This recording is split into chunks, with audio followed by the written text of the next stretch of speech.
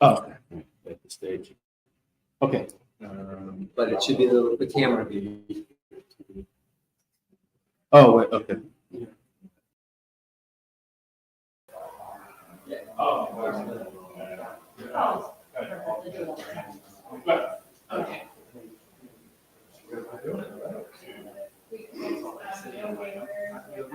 Yeah, so we had a conference yesterday.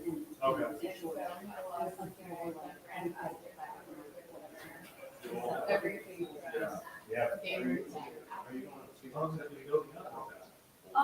It's okay. I'm planning on going, but maybe on the 25th. Okay, all right, so we're gonna get you.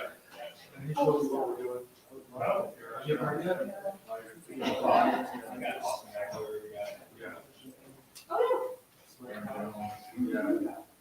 you did? Nice. So did you know if it was ready yet or?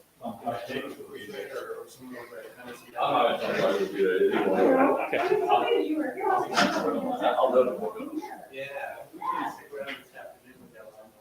Well, I wanted to go back to St. George, but Okay. yeah. Yeah, good to see you. Okay. Welcome. Hi. Welcome, ladies and gentlemen, esteemed guests and gaming enthusiasts. Welcome to the grand unveiling of the inaugural Gamer Infinity Quest, or Esports Alternative Investor Forum. It's a groundbreaking event set to redefine the landscape of the gaming industry. I'm thrilled to stand before you as we embark on this inaugural quest at CES 2024, bringing together the most innovative minds and cutting-edge technology in the world of esports. So get ready for an unparalleled experience where esports, software, hardware, and gamers unite for a truly immersive quest into the future of gaming. The 2024 Las Vegas Gamer Infinity Quest is not just an event, it's a convergence of passion, innovation, and investment opportunities that will shape the gaming industry for years to come. We're honored to introduce CEOSocial. We're honored to introduce CEOSocial, the driving force behind this extraordinary event. CEOSocial.io is not just an organization, it's a catalyst for change in the gaming world. With focus on high-quality live streams and podcasts, CEOSocial has become a pivotal platform for industry leaders, influencers, and enthusiasts. CEOSocial inception in 2018, we originally started off as City Blockchain Summit.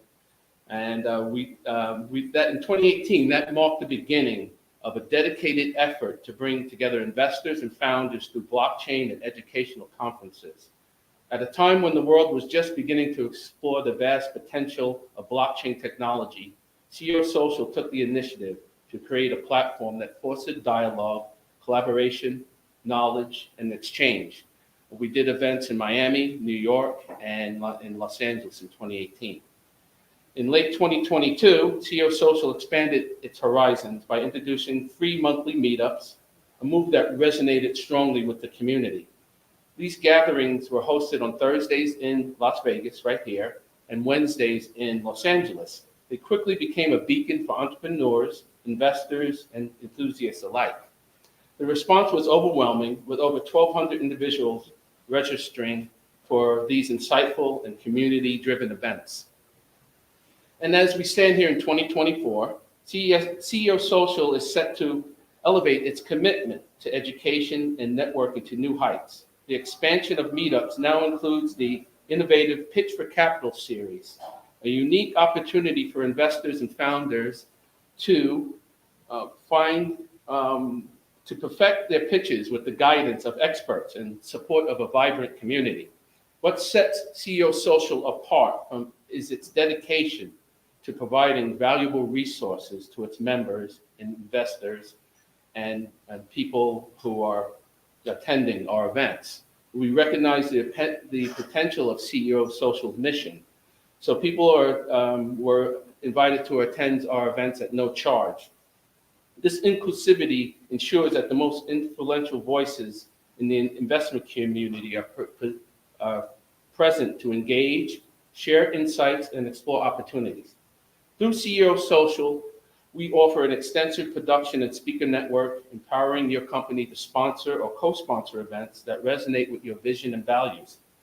Whether you choose to virtually host or be part of our in-person conferences, workshops, events, we extend our hand to welcome you into our exclusive realm where opportunities abound. Our commitment to providing a seamless blend of virtual and in-person experiences is what sets us apart. With our esteemed speakers and media marketing partners, you have the chance not to only showcase your brand, but to also engage with a global audience like never before. CEOSocial.io is your gateway to a world where innovation meets investment and where your company's potential reaches new heights. I would just like to take a brief moment to shed light on the remarkable journey of CEO Social, a trailblazing organization dedicated to the education gap of providing essential insights into evolving technological environment. In today's environment, it's crucial for consumers and businesses alike to grasp the transformative role that technology plays in shaping the global commerce landscape.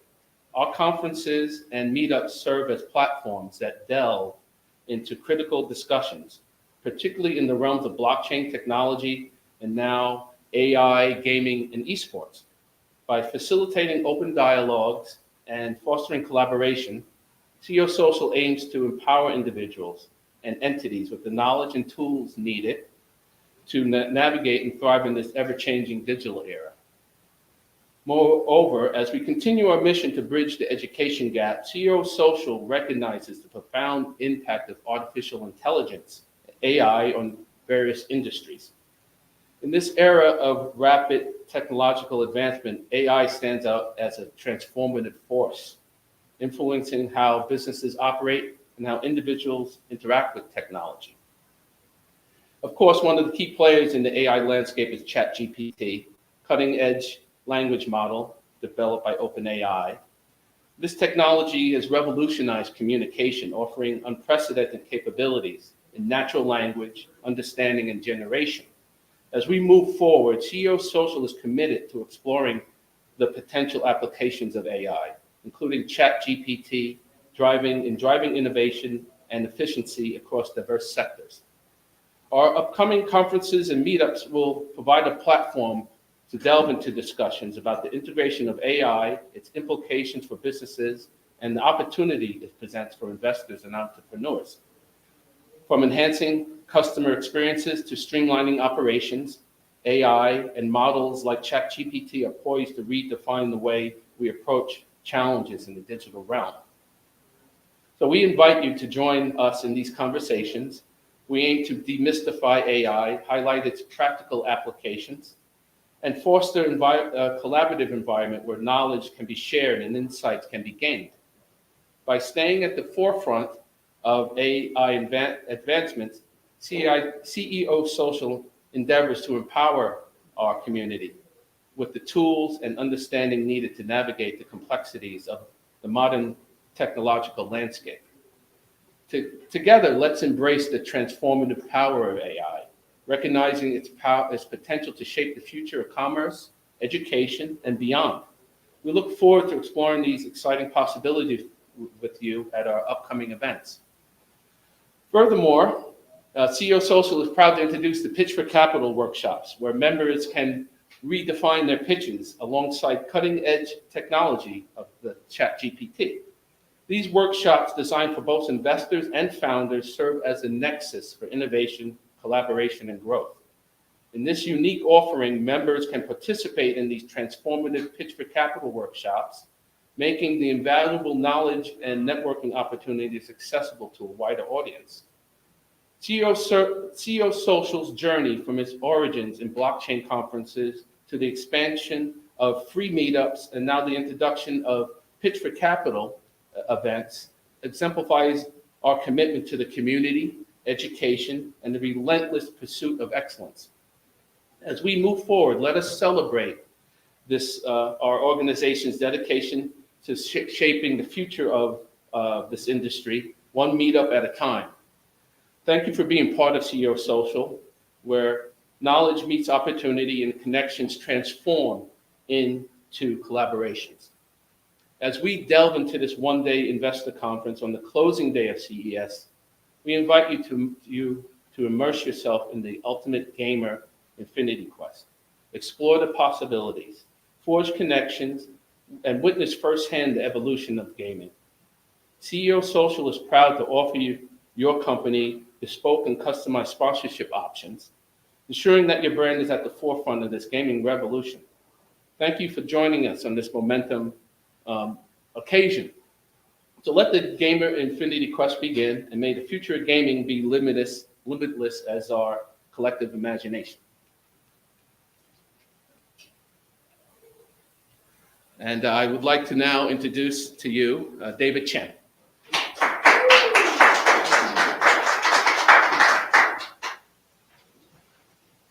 How you doing? Great to see you. Shoot. I'm going to microphone issue. Two microphone issues. Of course, it would happen. No problem. This is why we have authenticity, because stuff happens. Thank you guys for having us come today at this amazing event. David, thanks for having us. We're super excited to be here, and everyone that we have met during this time of innovation here at CES. My name is David Chen. I started my career as a former managing partner at Deloitte. I ran the whole China division in Mexico City, worked with about 80% of the biggest Chinese companies in the world, and a couple of billion-dollar transactions where I made partner in 7 years, which is amazing, feeling at that point in time. And then from there, we got into the crypto scene. If you remember Snoop Dogg and crypto and the IRL, that was actually something that we did way back in the end of 2017. And I remember talking about new innovation and new tech and new things that can happen, and how scary it was and how difficult it was, and all the answers and questions that were coming into it. Most was miseducation. A lot of it was, let me miseducate you so we can work and make more money, and the general people don't make money. And so for me, when I started seeing that in the crypto space, we really wanted to get in and make that work. In 2017, 2018, we've been on Prince Hamlin's 2020 initiative. For a smart city, we came in second place to, obviously, consensus. But then we started working them really closely, and we helped create the very first crypto payout system in the world in gaming in 2020. And it was a company called Community Gaming that then formed 3XP. So we're very proud to be behind that, to innovate, to understand what the college scene was, and how gaming and the data was going to interact, and how to do actual real-world transactions, and which colleges would take it, and which countries would take it, and which countries wouldn't take it, crypto, and what type of crypto they could take. Therefore, then they ended up, I think, having a $7.5 million raise on the first round from that. We got real lucky after that point, and then we got into Cloud9 Training Ground, which is a STEM-approved academy. The winners of these academies, why does it matter? Because it teaches education, teaches content, teaches creativity. The future of the military is going to be based off drone racing and creativity. Think about what I'm trying to tell you. So there's an enhancement of your need to want to do that. Plus, kids can be able to talk to all their friends around the world. Would you rather be at home from 9 to 3 a.m. or running around? You want them home, right? So because you want them home, it's best for them to sit at home where they learn new things. The other thing I learned about, the gaming side of things on top of that is we then started the North American Collegiate League. And this is the part that really excites me. There are 400 universities that give out scholarships in gaming and esports. And the reason is because every single one of these universities realized something that they didn't realize. Full Sail University beat them all. Best gamers, best people, because it was an online program that everyone else should have come in. Because of that, we were able to identify the market, and now we get to teach at several universities. So I'm the head of the program at West Virginia University. We're both the major and the minor for that. We had SMU in Dallas, University of Louisiana that we're about to talk about, and of course, some of those universities that we have put together. It's been a great experience for that. Then we finalized, we've gotten in the media side of the world, where we have College Esports Now, which has roughly 2 million to 5 million viewers an episode. The only college esports news station in the world, hosted by my lovely fiance, Katie Scott, and our man, Paulie Hike from Evo, great guys out there. And we're excited because we understand the need to not just give good content in media, but the right, authentic, good content in media. And that's what separates gamers from everyone else, especially when it's a $300 billion industry. 3 billion people in the world play gaming. 99% of gamers 30 and under play video games, and most brands have $0 of that. They think activating different ways. That's what he's activating through gaming. So I thank David and his vision and CEOSocial for putting that together, and Milan for joining us today and providing his invaluable insights to people in this room to make it amazing. As we continue on this journey, I just want to talk about how the innovation. We did a $2.2 billion IPO just 11 months ago, 12 months ago, in a negative condition because of gaming and media. 10 billion viewers, 550 million subscribers. What is your quality of value? Most firms, most people don't know how to hire and find the right people to make it on a global level to see what it is. When you're sleeping and your product stops, gaming doesn't. And unlike the crypto market, which has a very small percentage, the gaming market is much more bigger than, in fact, of all Hollywood and music combined. So with this innovation, things that we talk about, we also talk about the experience. How do you have people provide an educational experience? So we worked on things like TwitchCon, when we had the Twitch CEO come with us at HyperX, that was a blessing with us in Nevada Esports, or SEMA Fest, or the Super Bowl that we're doing recently, or places like this, where you talk about innovation and education. To grow an audience, it's not just your community. To grow your audience, it's not just the education of that community, it's educate everybody. Because if I was wrong, crypto wouldn't have crashed. Therefore, I know I'm not wrong. There was not enough people there, right? So there's enough people that understand the intricacies of it, and enough good people who kick away all the bad guys will win. And that's our fundamental belief in what we do here at Salt Media and Plan ACL and my consulting group. And we're just excited to be here today. And thank you for having us, and peace be with you guys. Thank you. You want me to do the introduction now? So we're going to do the interview next. Okay. So now I'm excited because speaking with someone who has the same compassion and details, and we're vibing on this energy and his whole entire team, my main man Milan, come on down. How you doing, man? Good, thanks for Awesome. So you're pretty popular, man. You're a cool guy. People like you. You come international. You save the world. You've done more in a couple of years than most people get to do in a lifetime, and you do it with such civil discourse and understanding. Tell us, as you come here to see CES, what has your thoughts been, and what are the things that you really like to see that you've enjoyed? So for me, it's really important to find startups that are constantly working on things that are actually important in the world. Like when you go to CES, you inevitably are going to see lots of startups or companies there that are creating products, and that leads you to think, does the world really need this? Like, is this actually solving someone's problem? It's great to have an AI brisket maker, but there's other priorities in my mind that come first, and a lot of them are the health tech sectors, it's education sectors. And tools for those industries, I think, are top of mind. Absolutely. When you see that sector and you see how AI is going from there in the short amount of time, when you think of those sectors like healthcare, how does AI help healthcare, and how do we avoid the pitfalls of being afraid of AI? It's a great question. So AI allows us to be able to go through large amounts of data rather quickly, and then also to be able to ideate new solutions rather quickly.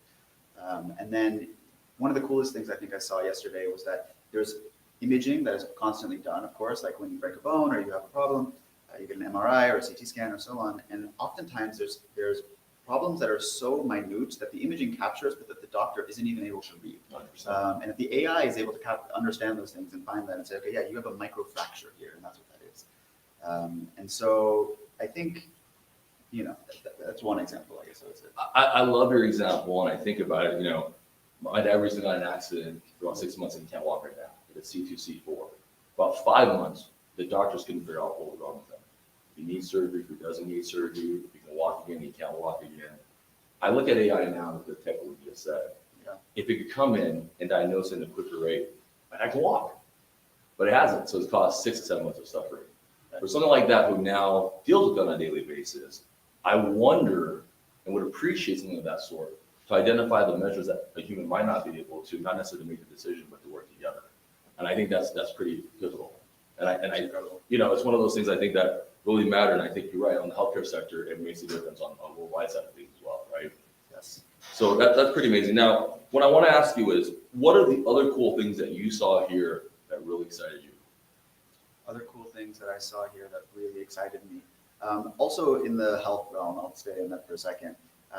One, I love that CES divides their startup floor is divided by country. And so you see what innovation is coming out of each country, Japan, Singapore, France. And France was one of the most interesting ones for me that we saw and we stumbled upon yesterday, because there were 2 companies that we found at 2 different points in time in walking through the hall that had built a company based on the same research and innovation that they found in France to 2-3 years ago, which was a research paper that was talking about how they'd be able to solve dyslexia or create glasses that help eliminate the symptoms of dyslexia, or tools like one of the companies had created a lamp where you could hold a piece of paper under there, and the frequency the lamp emits allows a person who's dyslexic to be able to read the text that would otherwise be jumbled and not legible.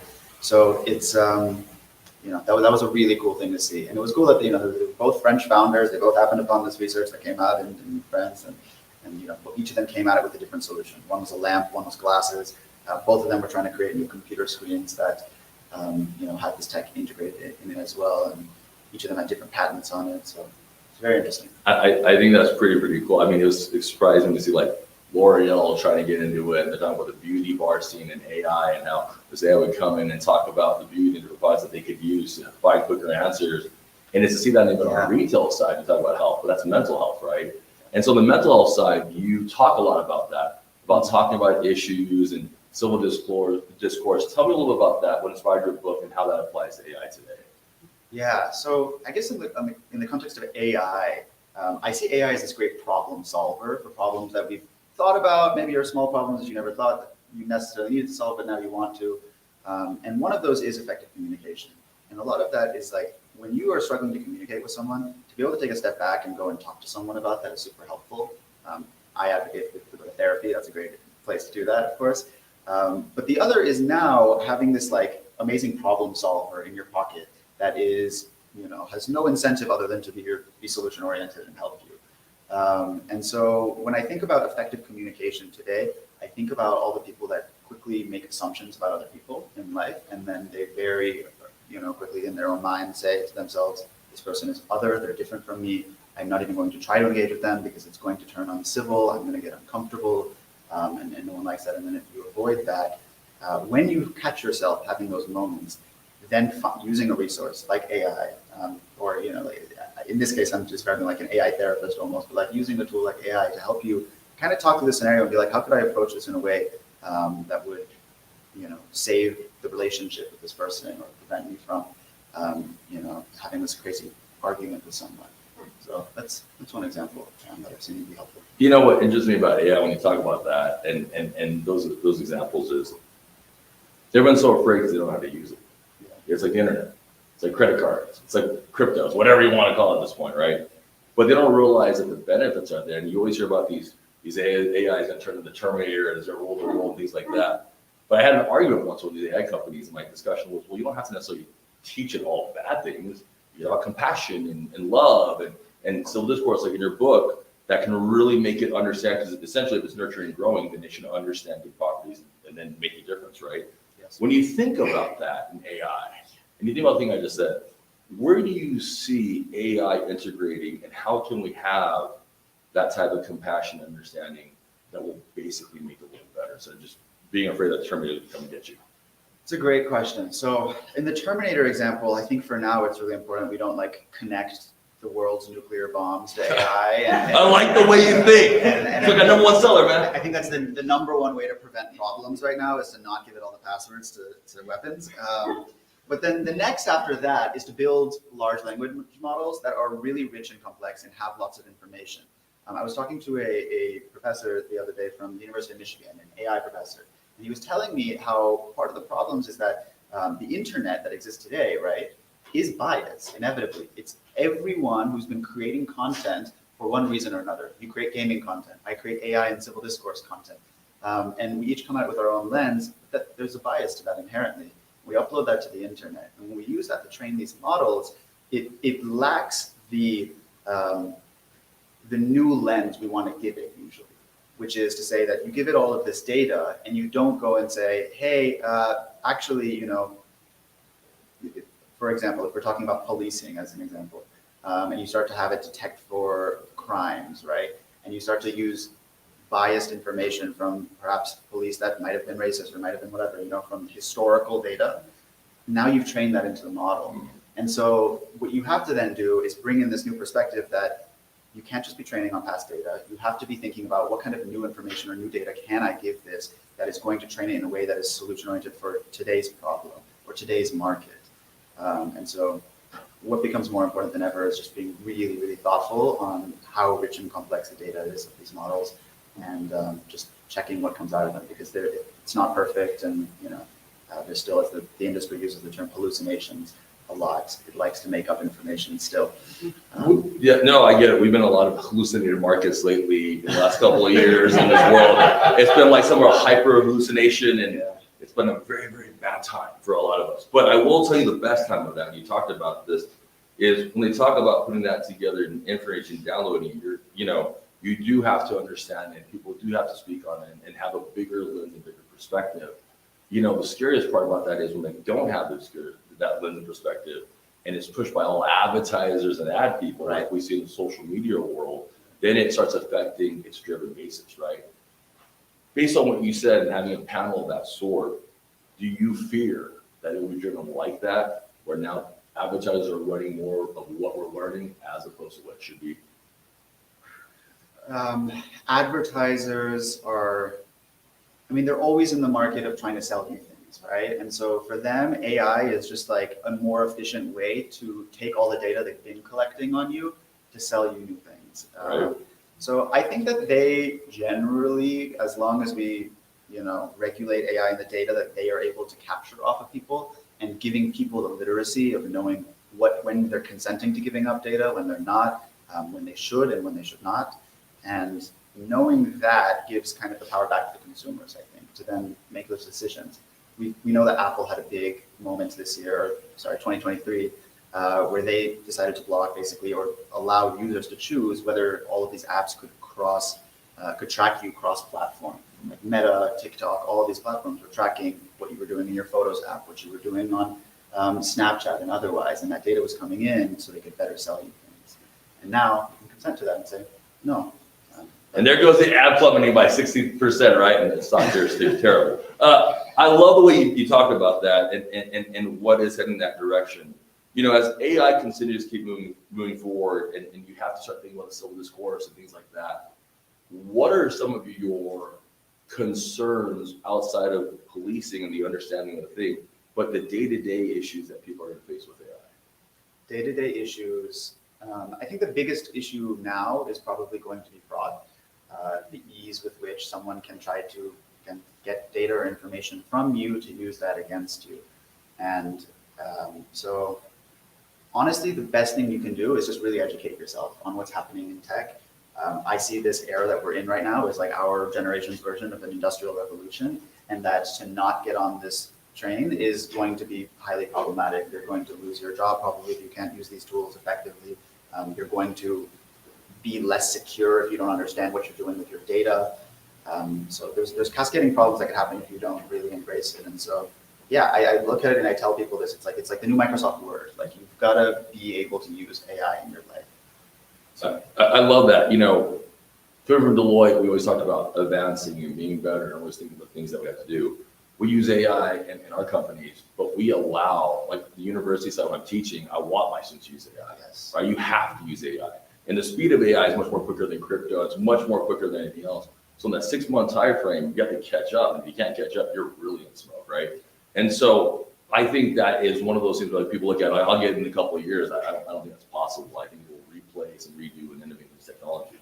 Because of that, what companies, what industries do you think have been most affected by AI if they don't learn AI? It's a great question. One of the big industries that I'm hoping is going to change the soonest, which I know is they're usually the slowest to change, is education. And so I love that you say as like educators in college and at the university level. I'm glad you teach to embrace it.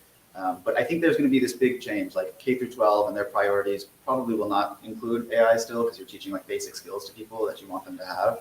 But then after that, I think you're going to see this big change in education that has this focus towards career outcome, and that is then going to include more AI. But industries at risk generally, I think manufacturing jobs are really going to be impacted. So people who are working in factories. We saw that at CES today. There were multiple companies that have robots that they will come and say, for $50,000, I will give you a humanoid robot that works 24 hours a day, that never takes a day off doing this task.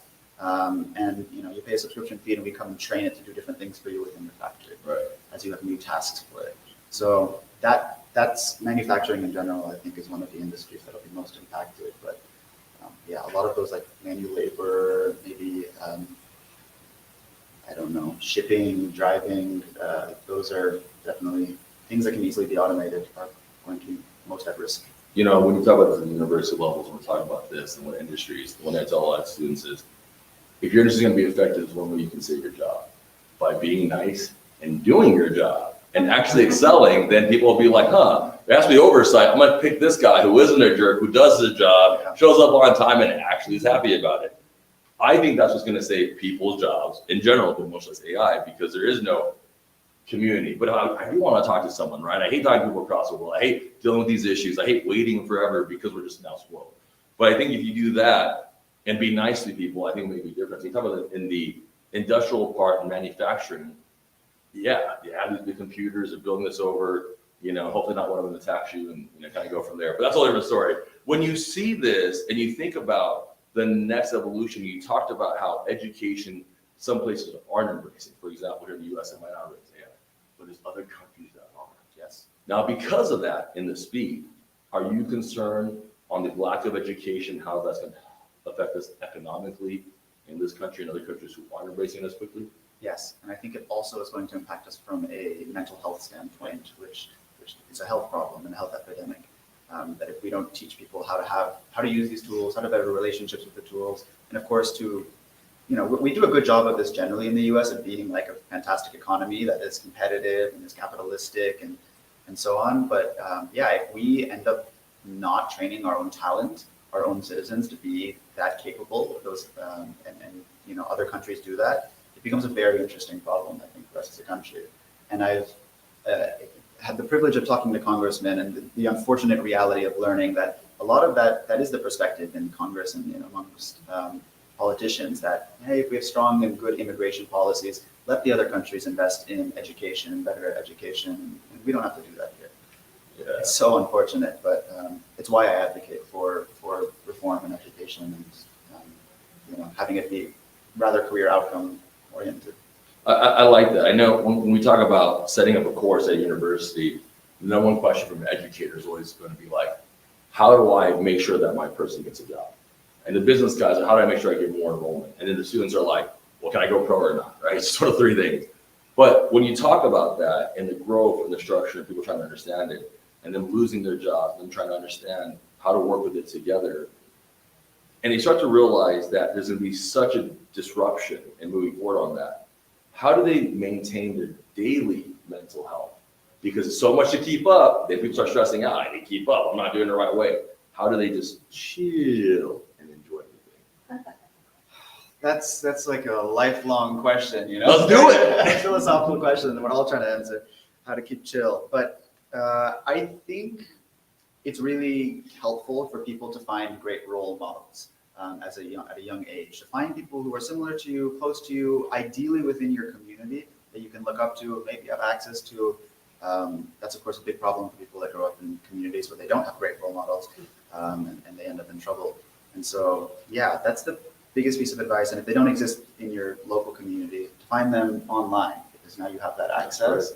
And it's so easy to fall into like what the algorithm assumes the average, like, for example, 14-year-old boy wants to consume, and it'll just be like, here's Andrew Tate. But like, alternatively, you can seek out information that doesn't cause you to be anxiety ridden and make you feel like you're constantly behind and so on. So yeah, you know, the Andrew Tates and the Gary V's of the world that are constantly like, put out 50 pieces of content a day, do this, you know, they're great. I love that, but you know, to one extent. But on the other side, like, finding that balance is super important.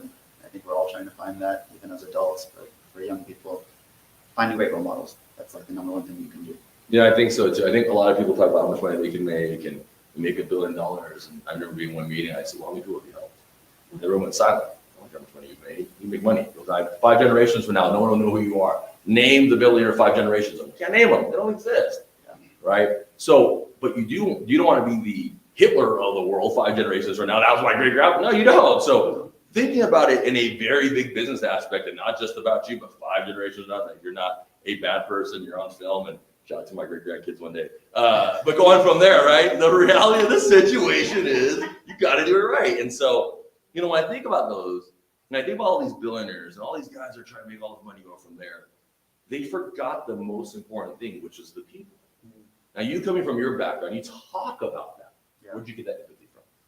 Oh man, so I grew up in the Silicon Valley, surrounded by these billionaires, and Let's go. it's a very interesting place to grow up. One, incredible privilege to grow up there, and inspiring also to see what people are able to create. But on the other side, you grow up in this like environment where it's like, you have to create like $1 billion company by the time you're 21 years old or you're behind. Being Asian was tough, man. It's tough. It's just like a very specific micro community, and I think in general it is like, like technologists, it's very easy to just be like, I'm going to change the world and I'm going to put all this effort in to do this, and then I will take a step back. And you forget that you actually love building. And so that's what you see with all of these people, is like they all love building, like all these billionaires and so on. But the forgetting the people part comes along the way, where you start to like lean into what makes you comfortable. And I think most entrepreneurs really early on are comfortable in the uncomfortable. And that's what like allows them to have some kind of superpower to build. And truly, I think that like eventually you see these people, like they start to be more like not meet new people as much, stay in their own bubble more. And the more you build up this echo chamber, the less you have empathy for people, the more detached you think you become from reality. And I honestly think the less happy you are. You start to see everyone as an other and not as helpful or a friend or someone that you could like have a delightful encounter with. We even kind of talked about this, even like the difference in California versus like Texas. Let's go Texas. Yeah, there's just like there's a different mentality around like your community. So, I hope that so while the tech community is an interesting, fun community, I hope that it develops more of like the empathy, friendliness, neighborly type mentality. 100%. I always tell people, if you want to change the world, you have to know the world. You have to understand the whole world before you can even change the world, right? Like I have running around understanding different ideas in the global economy and what really works and how it really, develops and kind of goes from there. And I love that you did that. So, my last question that I have for you is, what is one piece of advice that you would give everybody in this current stage to continue to grow their brand and their businesses and to be happy? Wow.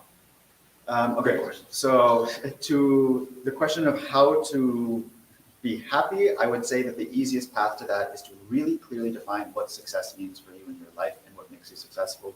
It's not the same thing for everyone. It doesn't necessarily have to be money, but it can be. And I think that helps people have a very clear, like, I'm chasing this, I have these goals, and like this is what my version of success is. The first part of your question was, what was it? It was not about being happy, but How do you embrace these things, and how do you change them in the future to make sure that you can still stay happy? So to be consistent, I guess, like, is the goal I think about a lot for myself, to be able to like, whether I'm building a startup now and it's focused on one problem, or a startup 10 years from now and it's on another problem, to still have that like childlike creativity and need to want to solve these problems can only happen if you're really consistent, I think. Right. And when you show up every day, and especially I started thinking about this a lot, like the days where you don't feel like it, which is most of the days actually, especially as an entrepreneur. And so what you start to really find is like the way to be consistent is to really take care of yourself and to take care of your mental health, your physical self, and like I said, have that very clear understanding of what success means for you. Those things. If you take care of yourself and you have a very clear understanding of what you're chasing after, I think it'll allow you to be consistent and happy. Amazing, man. Gratitude is attitude, man. I appreciate you. David, thanks for having us here at CES today. And thanks for asking amazing questions, Juan. And we will see you guys soon. Thank you.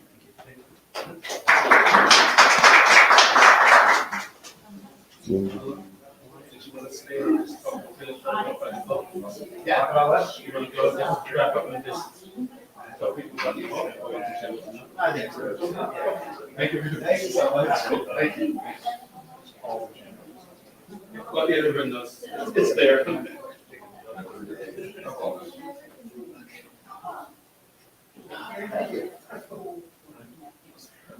Great.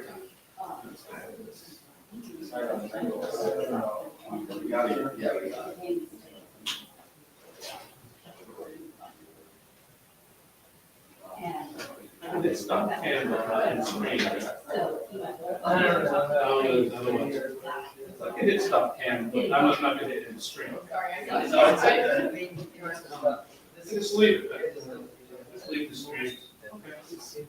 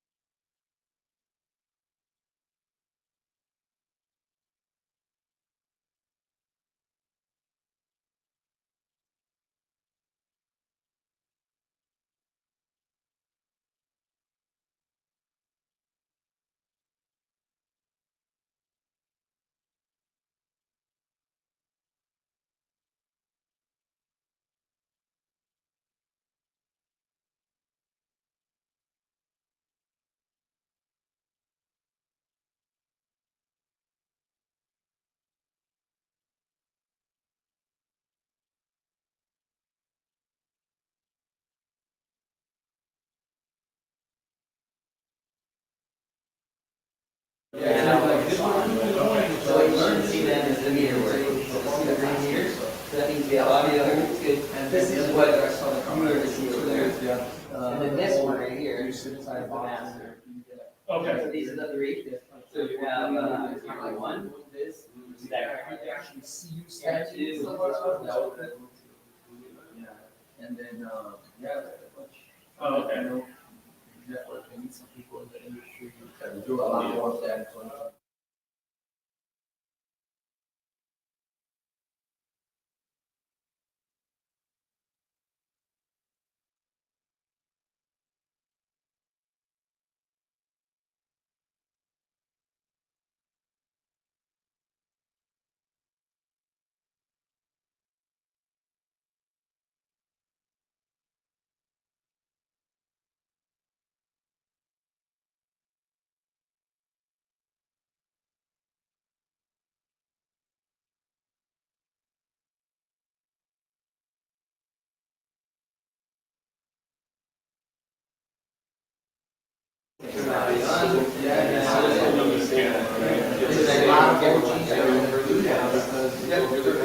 And then hopefully I'm framed in here. Okay, let me, he's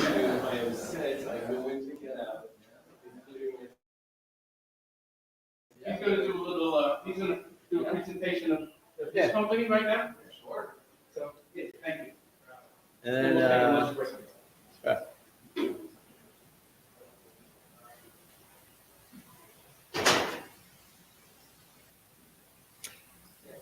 you'll see.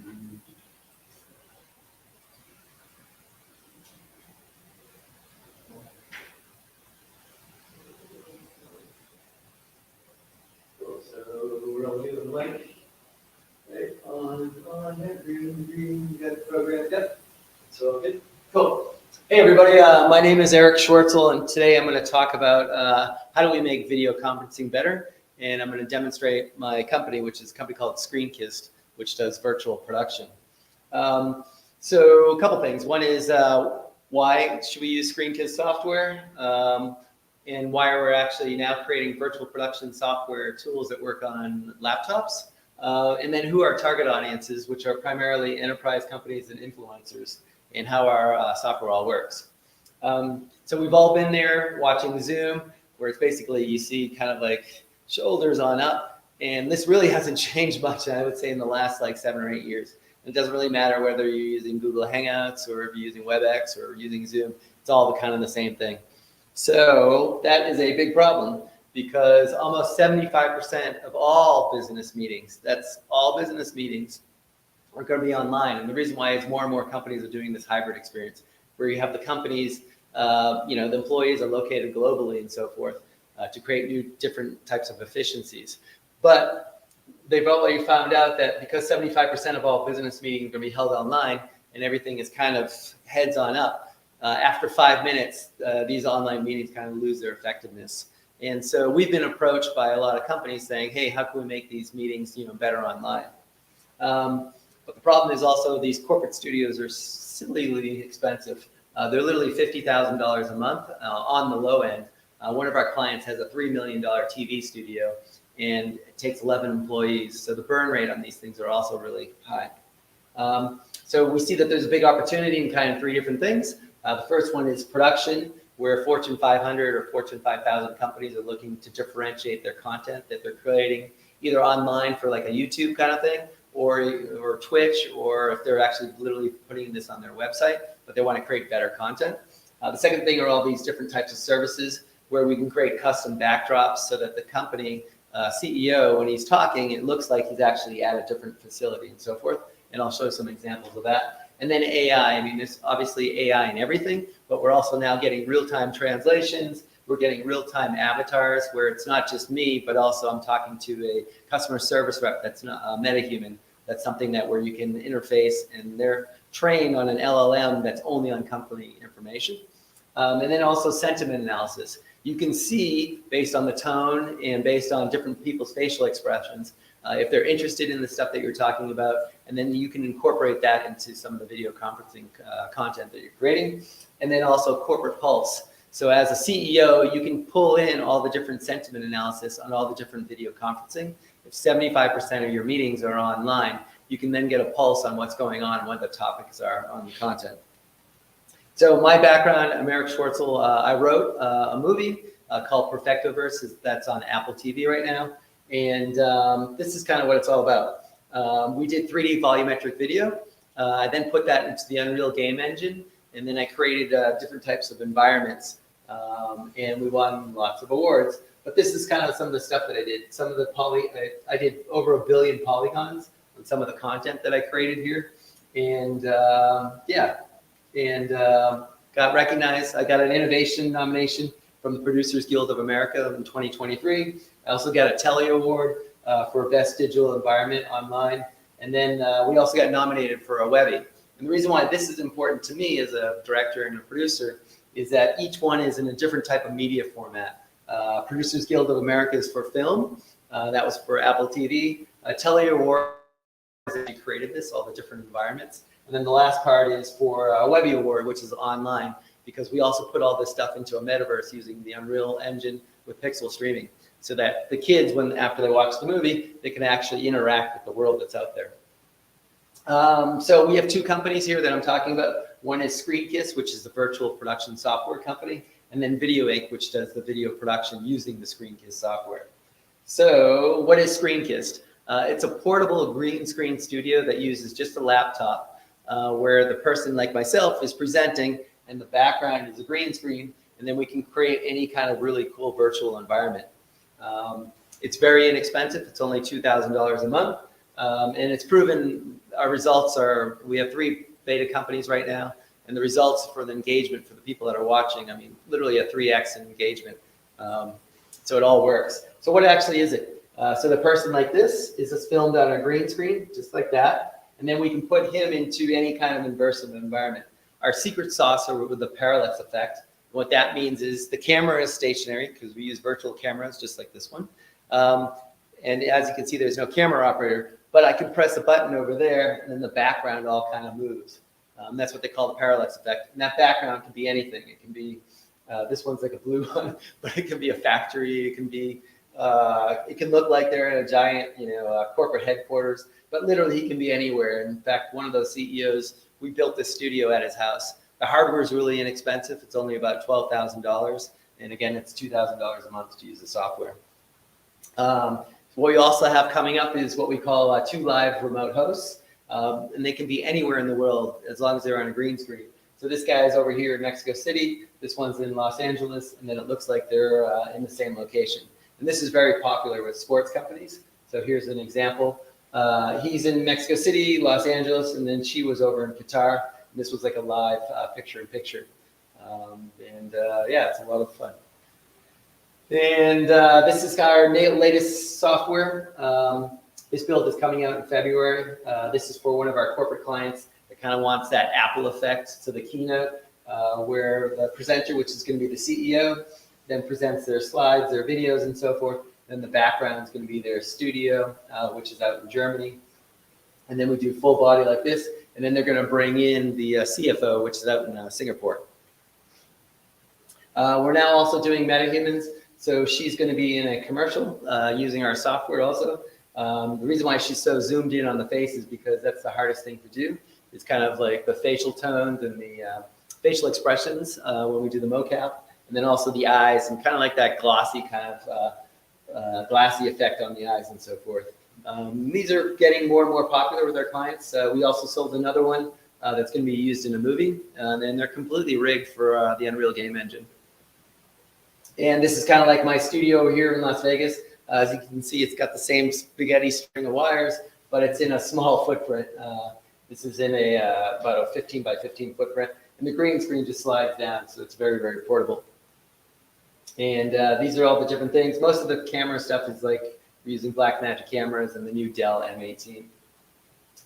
So we're looking for companies that want to partner up with us, that want to do like live Zoom corporate presentations. We can put this into Web3 kind of metaverse experiences of video as a texture. And we're also looking for companies that want to buy the software. It's about $2,000 to do the software each month. We're also looking for other global locations for studios. And then we're going to be raising, as a safe note, about $500,000 Half of it's already subscribed to for both Video Inc. and ScreenKiss and future software. We're eventually going to come out with a consumer version of all this. And yeah, if you have any questions or comments, feel free to reach me at Eric Schwartzel. My best way to reach me is probably a WhatsApp, and just send me through 212-283-6000 as an example. Any questions in the large, vast audience here? Yeah, I'd like to know how do those two companies interact and why you decided to split them up? Is that something like business-wise or? Yeah, so most people aren't familiar with the concept of virtual production software. So the way that we get, I would say, all of our clients on the corporate side is we first do a production, meaning we go to the CEO's corporate headquarters, we film them just like this. And then when they see what we can do, they're like, holy shit, we want that. We want that in one office. And then when they show them the remote hosting, where we could do one person at their headquarters and another one at their other office location 3,000 miles away, and they don't have to fly them in, I'm like, your cost savings are immediate because the hardware is only 12 grand. And instead of flying, the people back and forth, we can do this. And so, yeah, literally, it's the best marketing lead generation tool for us. So that's why we kind of split it up. At the end of the day, we don't want to do the production. We just want to sell the software. But so many people we need to train. I mean, that's why I'm really excited about meeting with like educators. She was from a university here and stuff. I want to teach the kids how to do this because so many companies come to me and they say, like, we're working with a really big automotive manufacturer. And they said they can't find the people to create the Zoom or the WhatsApp or, the WebEx videos for them. They just don't have the production efforts, like how to do the virtual production and stuff. And so, yeah, so that's kind of like why we have the company split up in two. But it all kind of rolls up in the same entity. It's just that's the way we had it all set up. And then one more question, if you don't mind. Mm-hmm. What is your burn rate looking like? So right now, how much is costing to acquire a new customer? Are you guys breaking this space already? Yeah. So a team of salespeople that are out there selling this or affiliates. How do you tackle that? Yeah. So we're ramping up on the salesperson side right now. We're onboarding somebody that's over in Europe, and then I'm over here in the United States doing the sales and the setup like that. We now have a client, a big agency that's interested in Australia. So they want to buy the rights for Australia and stuff like that. And then we should have our consumer app, I would say, ready by June, July. And then what it's going to be is kind of like a dumbed down version of this, but for like $70 a month. And that's something that we're hopefully going to roll out with our current clients too. So we're like, they give this to all their employees. Like one has 10,000 employees. They want to kind of, jazz up all their Zoom experiences. So they'll hopefully roll that out desktop like that. Yeah, I think it's very effective because prior to the COVID, that's what I did for the news side. Mm-hmm. I was doing 2 to 3 workshops a day. Yep. Life.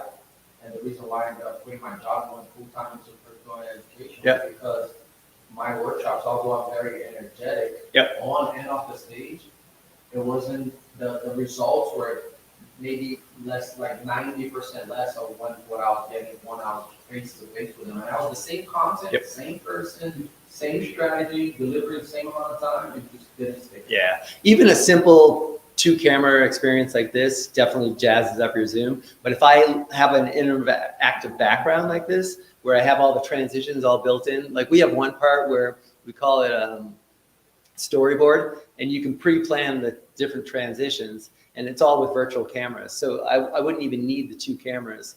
We have up to 8 virtual cameras in some of our productions, and it's literally just press a button and then it just does it all on its own. And then I can actually even do this with my hand gestures to move my slides. I mean, it's sick. Like, Yeah, it's really cool. I have some developers that I work with closely in Brazil from there, and we meet sometimes in the metaverse because we have something similar where you can nothing compared to us, but first we can meet and share slides and stuff, and it feels kind of like you guys in the same room. So this right here is really cool, and one of the things that you said that caught my attention too is that really creativity. So let's say I'm talking to a guy in Brazil, I don't speak Portuguese, but simultaneously we can both be speaking our languages, and then the translation happens. We're pretty close to doing real-time translation. We're not going to do it ourselves. It's going to be a third party. Well, it would just be a plugin that kind of just shows here, and then you pick what language you want the real-time translation below. And it's fairly accurate and it's it's cost effective. I think it's like $12 a month. It's crazy. We are opening up a studio in Medellin, Colombia. So it'd be awesome if we had one in Brazil, like Sao Paulo or Rio or something. Yeah. Yeah, let's work out a deal, man. I'm game on for sure. Yeah. The guys in Colombia are crazy that are doing this. They're Las Vegas for adults. Yeah. So the guys that are working on this in Medellin that want to buy our studio down there, they do a lot with like DJs and stuff and music and stuff. So the environments are going to be really, really fun and stuff. So yeah, so that would work out great also with your audience and stuff. Exactly. Yeah. Yeah, they did that company that's buying it. They did the graphics for Karol G on her last tour here in the United States. So I got to meet when she performed here in Las Vegas. Got to see all the stuff that they do. It's really, really cool. Yeah. Thanks. Yeah, appreciate it all. Yeah. Cool. Well, thanks for everything, and hopefully I'll see you guys soon.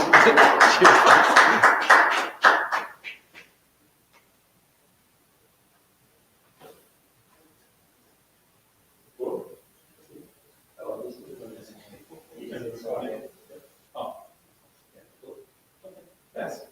I had a couple more questions. Oh yeah, sorry. You can make up camera. Did you say that you were going to eventually converge all of this or improve all of this to the point where it could be an app on the phone? Yeah. We're pretty far along the line.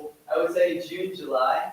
We're gonna have an app. Yeah. So right now it's an executable, meaning it has to run on a Windows machine. It needs a fairly hefty GPU because what we're hopefully going to be doing is not require a green screen. It looks so much better with a green screen, but the way to get rid of the background and stuff like that is a hog. So, but yeah. Because I guess today the iPhone pretty much has everything necessary. It's probably not as high end as professional equipment, but it's got the LiDAR. It does. In the camera app, it knows what's Neural network. That processing. Obviously, it's got a microphone, and then you just need a stand, Right. tripod, and then anywhere. Yes, with the phone. No, for sure. So we've done a lot of work with Unity and Unreal. Unreal sucks on mobile phones unless you're doing like pixel screening and stuff like that. So then we're like, all right, let's do everything on Unity. And then the business model changed on Unity, so we're like, So, but the stuff that we're doing on the professional side is both Unreal and Unity. And then we're like, all right, maybe we should just try to do our own graphics engine more specifically for iPhones and Android and stuff. So yeah, so the way that we're going to launch it on Windows as an executable. So, and then when we do what we call the co-remote host, we have to do a cloud that doesn't get all the latency issues kind of worked out. So that's like the biggest hurdle right now is kind of learning the tech on that. But the crazy thing is the hardware, the semiconductors that are coming out, they're so fast, like just, exponentially. And it's great to see Intel and AMD put in neural processors directly into the CPU. So it's, That's what Intel was talking, they're making AI chips. it's already in Delta 9, 7. And just hope China stays out of there, otherwise they don't be making nothing else. China still can't fab, below 7 nanometers. And you need like a 3 nanometer chipset for the speed and efficiency. And it's TSMC, Samsung, and Intel are kind of big one. Yeah, but yeah. And you talk about your team? My team? Yeah. Oh, So God. how many people? Yeah. It's We're yourself and other people? It's really small. We're 6. Okay. But we'll probably be 8, I'd say, by March, April. Yeah. So most of my dev team is in Germany, of all places, and they came from a TV background. And the same thing, like during COVID, they all lost their jobs, and then they started doing like Zooms and WebExes, but they sucked, And so they were like, how do we do what we do, production-wise? And then I met with them, and I was like, dude, this is what I want to do. I want to take all of the tech stack that I did for my movie. But, my movie, I had a, $500,000 studio, and companies don't want to spend $500,000 on a Zoom video. So we're like, all right, let's change it all out. So instead of OLED screens, most of the stuff I filmed, I had like an OLED screen in the background. And I'm like, let's just do it with green screen. We don't need it. And now the way that things are evolving, eventually I won't even need a green screen. Another question I had is Apple Vision Pro Yeah. is coming out in like 2 weeks. We're doing some stuff. Do you think the VR headset in general will have a place in that or not? Maybe it's not I hate relevant. VR. You know, maybe who would wear it, not the presenter, so the person watching, so that it's even more immersive. Yeah. Is there a space for VR in that kind of? Well, so I detest VR. What VR does for me is your eyes aren't meant to do what VR headset is. Basically having a screen that's here, but it's shrinking your brain for a focal point, which is approximately 2 feet ahead. So you get eye fatigue, and I think it's very damaging. And so I'm a bigger fan of what I call mixed reality, which is kind of like what Apple does, which is kind of like potentially Apple is doing, which is like a video overlay in the real world. And I think that's going to be huge, especially when we start having 3D cameras where there's depth. And we were mentioning like on LiDAR and 2 cameras and stereoscopic. So that part I think is really, really exciting. We're already, the woman that I showed you, her name is Gina, which is the metaverse person. She's going to be in a commercial with a beverage company, and it's going to we'll have a vision program for it. Yeah. And it's more for like an experiment kind of thing, but it shows. I think glasses are going to be the next iPhone, and so we have a very good relationship with Apple, and they're saying that the way that they're doing it is that the Vision Pro doesn't replace the iPhone; it replaces computers. And so this is the first thing, these big Honda things are gonna, and they're already doing it with the iPhone, where you can do, whatever, 50% of what you can do with the laptop is now on your phone. So now they want to get rid of the laptop altogether, and then complement the iPhone with the Vision Pro, because you still need that syncing and so forth. The Vision Pro is kind of like, the screen, and then your iPhone is the CPU, GPU, neural network, and connectivity and stuff. But eventually, all that stuff is gonna, 10 years from now, yeah, for sure. Kind of when you look at an office desk like 20 years ago, like all that stuff went into the computer. Yeah. Like the calculator, the camera. Typewriter. It's like, actually, there's like a viral video online that shows that happening, like the things going inside. Okay, right, So yeah, I feel like, the evolution of things is there as well. It's crazy time. And what about like the student part you were talking about? Because one of the problems with the scale, for you to scale, you're gonna have to, right? Yeah, I mean, anytime you introduce something that's disruptive, you have to, have students that know how to operate this and so forth. But corporations right now are having a really difficult time involved in getting the people. Yeah, kind of like Costco. It's not a good comparison, but if you're selling something and people don't know about it, you give it for free at Costco, and then it's a little traction. The education part is going to be a little bit of the first, but I feel like when you have cutting edge technology like on top of things that are happening now, you end up getting some of those people that are curious that help that initial run happen. Yeah, for sure. That helps that evolving very fast.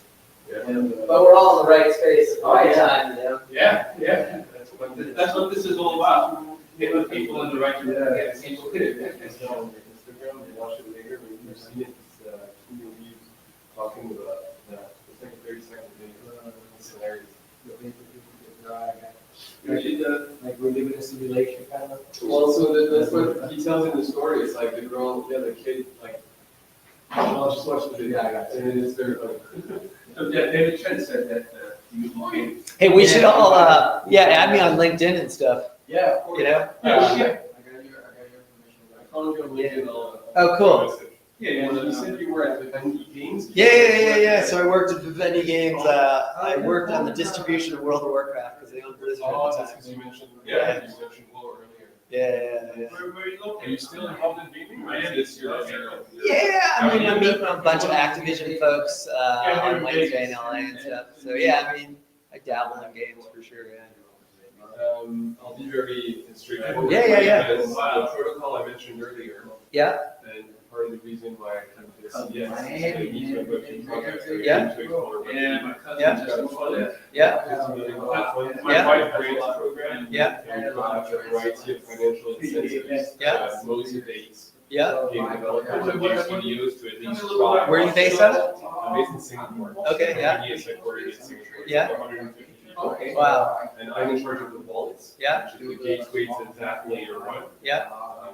and the wallet is also doing a fundraising. And, So yeah. it's not product. We got But together. the way we're looking to Okay. go to market is with the network, Because, we have for you, different rules. Yeah. referrers. Yeah, sure. And so- I mean, I would love to help evangelize your product here in the United States.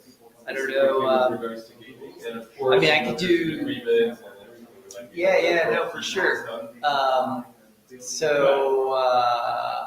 This is gonna sound weird, but let me throw one. Professional agreement. Yeah, right. Yeah. So, one of actually one of the investors in my company, the way he makes a lot of money is he works with correctional institutions. You know, just hear me out. What he does. So every prisoner has a tablet. They get this issue, and then every month they get $5 to spend on content. And most of that content is, like movies and education. It can't be like anything around drugs or gangs or obvious stuff. Right. And they're always looking for different ways to kind of like introduce different types of payment systems. So that one, they're huge. I mean, they have 800,000 prisoners right now that are on their platform. So that could be a good one because they're also introducing where people outside of their system can give them like an extra $2 to spend for content and stuff. Or if they're like, whatever, clean the bathroom is probably a bad example, but they clean the bathroom and then they get an extra $2 for stuff. It's got like a social credit. Yeah. And let's see, are you familiar with Xsola? Xsola. So they do a payment. They're like a credit card payment gateway for a lot of these games. So I know the CEO really well there. And I know they've been trying to do what you guys do, but I don't think they've had any success. So, I mean, they could be huge. I'm trying to think who we were using. I know the Square people really well. And I think they were trying to do some digital. Do they have their own currency? I'm not sure. I'm going to San Francisco tonight. I'll be spending 3 days in San Francisco. Oh, to meet Also with them? for meetings, and I'm meeting with somebody from the strategy team from Square. Yeah, we'll so, learn more over the weekend. I I'm should- sure they're looking at it. I mean, I- I'm hoping there's any company right now that isn't at least looking at blockchain. Yeah, I had a really good program similar to yours with the Square people probably like 2-3 years ago, where they're incentivizing me. It was like $3 for every time somebody downloaded and installed Cash App. And so then we introduced them to influencers that had 1 million. I mean, we made a lot of money. And it was like for a year, we were just like looking at each other. I mean, there were 5, 6, almost 6-figure paychecks sometimes, but that's, we had to pay the influencers like 90% of the money. We only made like 10%, but it was. Also, you feel like you bring value to the table, right? Oh, yeah, no, it was legit. I mean, everything From the was, money. yeah, I mean, everything was legit because it was Cash App, Square, and so we were teaching people about micropayments and stuff like that, and also to save and things, 'cause I think there was like a 5% at that time. They were doing 5%. If you put your money in there, you would earn 5% of your money and stuff like a bank. So yeah, I'd love to get your info. You have a card? I could just take a I picture. do, and I also found you on LinkedIn. So Yeah. we can I started this Yeah. video, so, I love what you're doing. I'm not sure I had to do a LinkedIn piece that I found you, and I don't think I found you. He's a great guy, yeah. What I would want to do Yeah. is an online presentation with you. Well, I'll use my real software.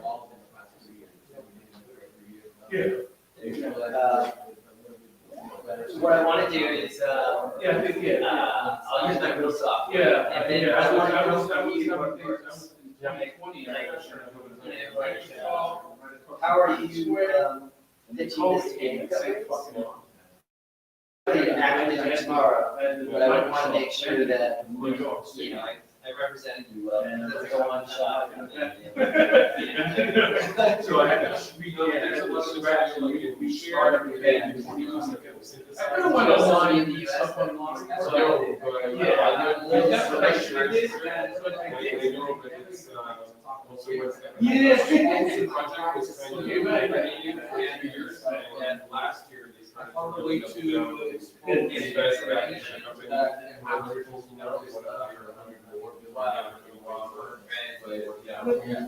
Yeah, that's now, Yeah, so when- now you go back. Right now,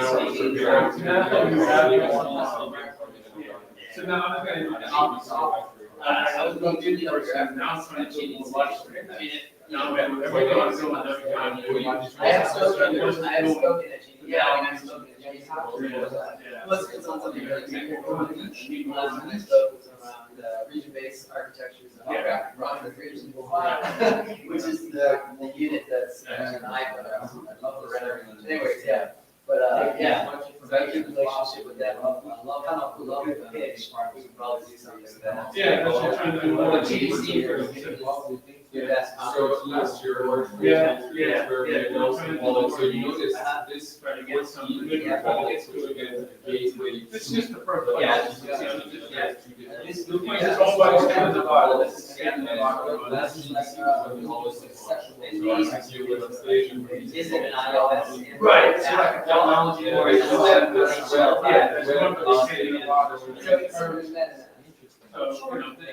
What's the biggest is? So you can get a hot test. It's not like business. Yeah, you get a hot test. But yeah, they're very nice. So it's more like a web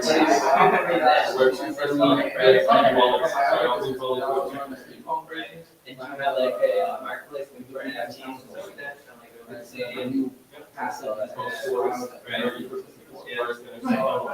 We operate out of Oh, okay.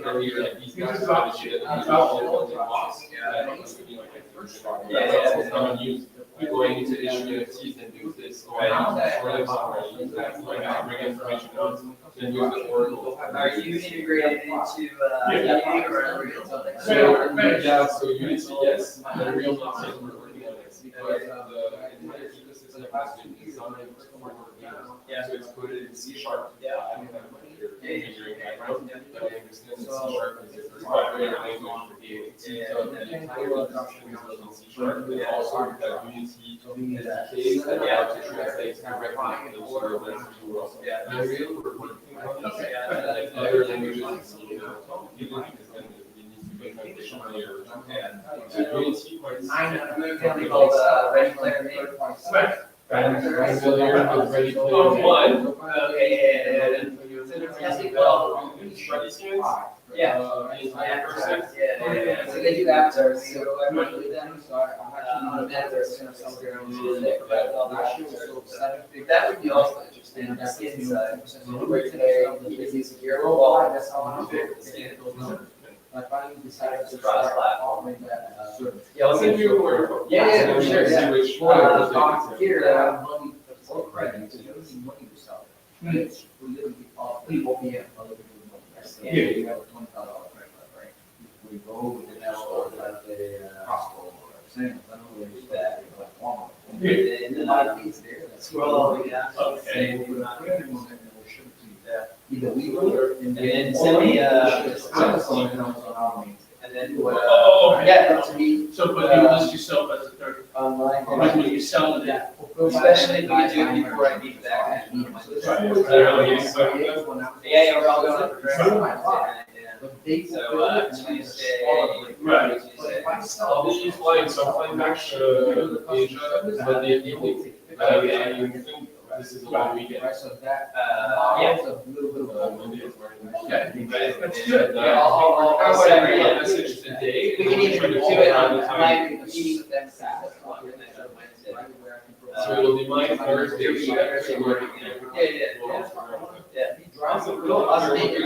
Oh, yeah, no, I'm excited, I mean, I'm just lucky to get to work too, you know, work on things that I made, work on, those all like, you know, travelers out there. Because, you know, when people tell you they're inspiring life stories, it always sounds like, and I often want to tell that because I never could, for instance, my dad to say, but about 6 years ago, I realized I don't know. Yeah, that's the first memory I have. Yeah.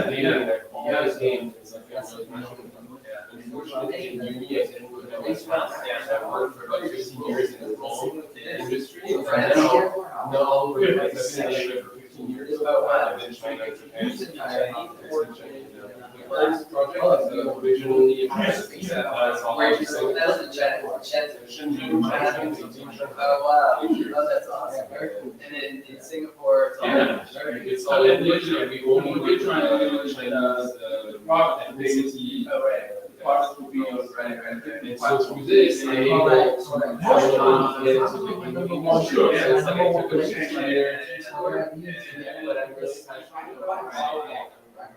How's it work with like Tencent and ByteDance and China, like what you guys do?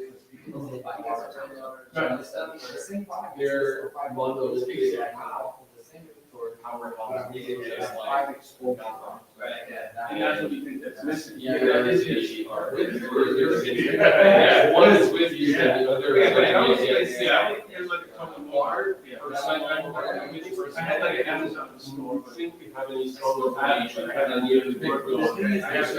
So, yes, that's very, very good.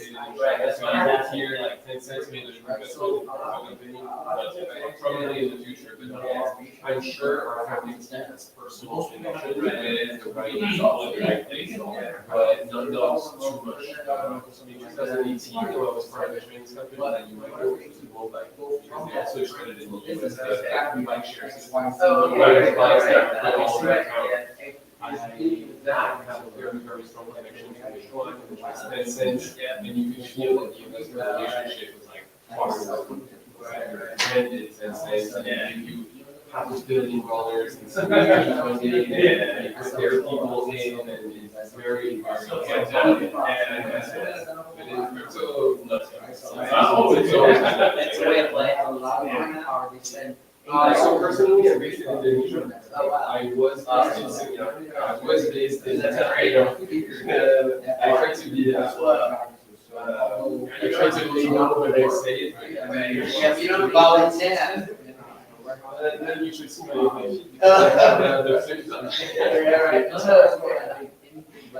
because I left Singapore because it's nice, it's very nice, very pretty, but also small. So after 3 years, I was like, Yeah, it's got a bite that just goes to, and he loves it up there. So I haven't played San Medellin in Colombia. It's kind of like my getaway. So now, I was in there, and that's, you know, seated up a whole programming team down there. It was great. But Indonesia, Bali, it's like, have you ever been? it's amazing there. Like, you know, the biggest problem I would be there in a heartbeat. Like, I can't work comfortably 10 p.m. to like 2 a.m. in the morning, you know, for U.S. time. That's very good. I've been here 5 days and I'm still. Okay, so. Okay, well, except for there, it's the other way around. But for gaming, yeah, Vegas is great. It's kind of like, it's Bali versus Yeah. Brandon is Yeah, between LA and Vegas. But yeah, I You use have it a lot about of tax Then you also have all the hospitality generation people. So I think it's better for both. Yeah. Yeah, I was between LA and Vegas. I was flying all the time. LA and New York. And I was just flying all the time in between those two cities. And once a month, I would be going yeah, the Super Bowl, yeah, I was flying with the Super Bowl, and I did some stuff with the also model that was great. It was just like, you know, just like I won't be forever. Yeah. Awesome. Yeah. Very, very cool chatting. Yeah. That's cool, yeah. See you around. Have a great day. Yeah, thanks a lot. Appreciate the conversation. Likewise. So we're gonna need pitch back to the projections and all that stuff. Okay. Investors, because, you know, it's very rare that an industry gives you that type of dominance, right? Which means that some people just get a retail license just to sell, some people try to manufacture, like, you got all three of them. So you can plant, manufacture, and distribute. Okay. So that's like trifecta, right? Right. So instead of us just going small, we're gonna create pitch decks. Yeah, yes. Easy way. Okay, good, that's what this is all about. Yeah, I can help you with that. Okay. Well, Yeah. always. Pleasure meeting you. Yes. Great to hear about. Hey, thanks, appreciate everything. You're doing some cool stuff, so if you ever need help on a presentation, let's do it. Yeah. Hey, so all your slides are on this thumb drive. Which one do you want me to put for the backdrop now? Oh, the gamer, the first one. So V1 or? Yeah, the first, yeah. So, let's see, this one? So it's this one here, right? V1? Yeah, that's fine. Okay, this one. All right, so let's see if people come back. Yeah. I think people will come back for the pitch and have some What lunch. time is that at? I want to do that around like 2:30. Okay. 3, yeah, we can do around 2:30, about like an hour. But, see, yeah, I like to do 3 or something, yeah. So I can't figure out why this slide, oh.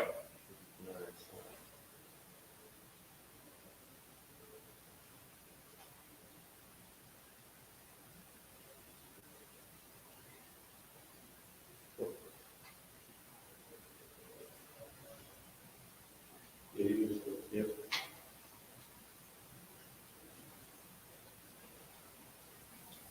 Well, that was good. I had the slide on while they were talking. Yeah. Yeah, it looks good. You can leave with David Chen. You want, Yeah, yeah, you can leave it.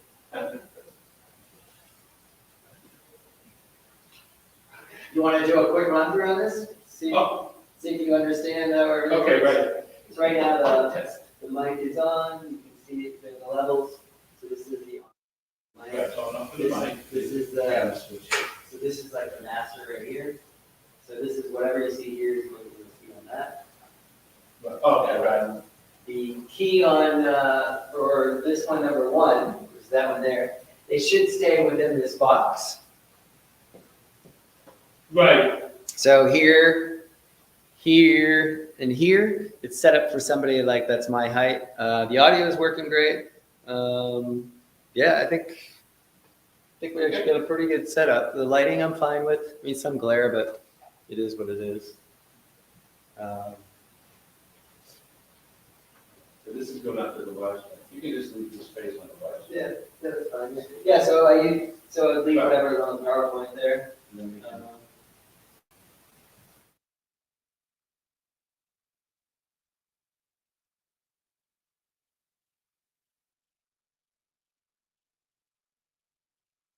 Yeah, yeah, yeah,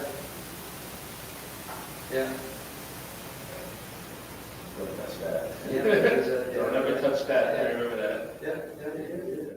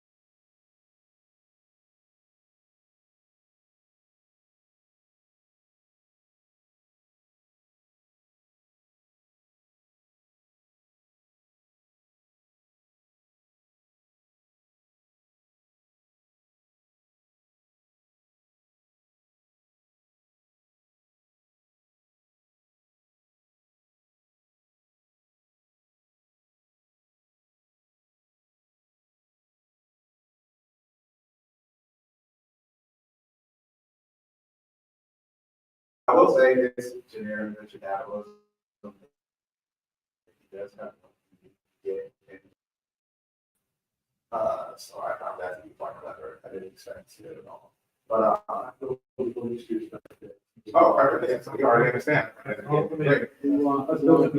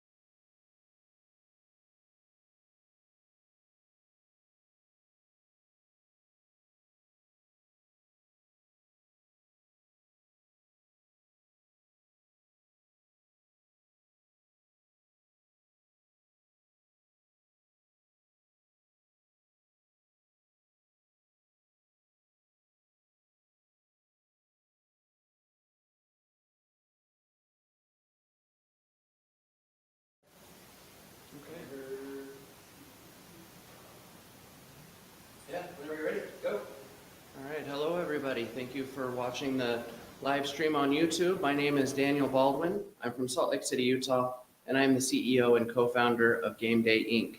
I'm here today with my other co-founder, Ian Coyne. He's from Dana Point, California, and we bring a tremendous amount of experience and insight within the online gaming environment. I'm going to tell you a little bit about Game Day, but first, I think it's really important that you know a little bit about my personal story. About a year and a half ago, I was in a tremendous amount of conflict with my teenage son. You see, I was big from the academic, and he needs to be looking at his opportunities in life perspective. And he was big about being a teenage boy. I want to play video games, Dad. School can come later. Obviously, that came to a head, and our relationship was worse than ever. What I did is when I realized that I wasn't going to win this battle, I said, okay, let's look at it from your perspective and see if we can actually prove some of these things.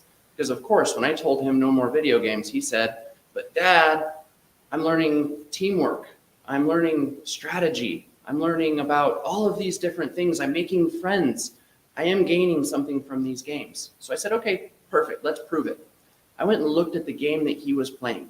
It was this airplane game, and it evolved from planes from World War II all the way up to modern aircraft, SR-22s, you name it. He was telling me about structure, design, aerodynamics, aviation. I said, wow, you really are learning stuff from this game. I went to a school. I said, isn't there anything that we can do about this? They said, sure, let's take a look at it. They put him into robotics. They put him into mathematics. They put him into science, technology, engineering, and math. He is now in a space and piloting program. His GPA is higher than it's ever been. And he's actually meeting with the company directors of some famous aerospace and design agencies to learn exactly what he needs to do to become a future test pilot or aerospace engineer. Now, that's my success story. Let me tell you one that might hit a little bit closer to home. I'm sure a lot of people remember the movie Gran Turismo. They took the sim racer, and he became a real race car driver. Finally, imagine what if you did that across all different industries and sectors and all different games. What if you could discover your future drone pilots because of the way they're playing a game? What if you could discover your future graphic designers because of the way that they're playing Minecraft? What if you could discover your future leaders and industry experts, all because of the way they started playing a game when they were kids? Well, we believe that that's more than possible. We believe that that's the way that the industry should be going. Working with academic and scholastic relationships, working with opportunities in employment, we think that we can evolve gaming through STEM education, specifically gamified STEM education, technology, engineering, mathematics, arts, podcasting, content creators, gamified room environments. Now, we aren't alone as we're doing this. We've actually done some of the homework already. We reached out to over 100 high schools in Utah. Esports, or online competitive gaming, is going to go live as an athletic by 2025, which means over 100 schools need the support and infrastructure that we offer. 39 of those schools have already told us, yes, please, we would love to work with you because we need help as we build out these programs, and we need the resources that you're planning on offering. Game Day is going to build, connect, and build communities throughout these cities, offering opportunities at every access level, whether it's an 8-year-old that's just having fun, or whether it's a 29-year-old that's looking to transition their opportunities, maybe from nursing to development, or maybe from developer to engineer. 80% of nationwide employees right now are not satisfied in their current jobs. They just don't know how to transition over to new forms of opportunity and employment. That's where Game Day comes in again. We see Game Day labs all across the United States, again, starting in places like Salt Lake City, Las Vegas, Idaho, Los Angeles, and Atlanta. You've probably heard that esports wasn't profitable. You have heard that esports as a industry was really great and trending, but they just couldn't figure out how to get through the cost of it. Well, if you look at esports, esports is the #2 engaged sport nationwide, second only to football. In fact, there are a couple of esports events last year alone that actually had more viewers than the Super Bowl. I found it hard to believe too. There's one event that sold out the Staples Center faster than Taylor Swift. So if you look at the esports market, engagement, consumers, people that are wanting to participate, that isn't the problem. Again, it's profitability. Esports alone is a $6 billion market. But if you start adding in education, career opportunities, recruitment, and extracurricular training, we jump to an over $250 billion opportunity. It's not in gamifying entertainment. It's not in providing another time waste or screen rot. It's in helping communities, building people, giving people opportunities, and access is where the real opportunity is, and that's where we hope to fit in. We just started testing the waters for a fundraise. It's going to be live, I believe, right now on mainstreetbond.com. So if you want to get engaged, I would encourage you to visit mainstreetbond.com or gamedayesports.com to find out more information. And you can help us come to a city near you in the near term. Some of our relationships already in Salt Lake City include companies like Space Station Gaming, Airlock, Ken Garf Esports, the Utah High School Athletic Association, as well as one of our newest relationships with Nerd United, a recruiting agency that is literally going to use the skills development and recruitment process that we've developed to help find the next generation of tech recruits, developers, HR, office administration, accounting services. So again, showing that there is opportunity that can come from gaming. I hope that you'll join us and our awesome team of advisors of industry experts. As you can see, we have some amazing people that are already supporting what we're doing. And where we're going with it, I didn't know about the 3 minutes, and I'm sorry because I know I'm live streaming. Perfect. Now, I mentioned earlier that I partnered my chief visionary. His name is Ian Coyne. I got very lucky. See, I was mission driven, I was purpose driven, but I lacked the esports industry experience. I come from operations and finance, running dealerships and showrooms and other things. But my partner Ian comes from theme park and attraction design. And so he was actually looking for an opportunity to show what esports really could be. And he had already started rendering out the spaces that I'm talking about. In fact, he's built some of the most technologically advanced esports programs for academic and schools in the entire nation. Some of his work can be seen all across California. And now, not only do we have the operational, the vision, the mission experience, but we have the related esports experience to ensure that the opportunities that we want to make are going to happen. Again, join us, gamedayesports.com, or go to mainstreetbond.com, and you can get involved starting today. Woo-hoo, yeah. Thanks, guys.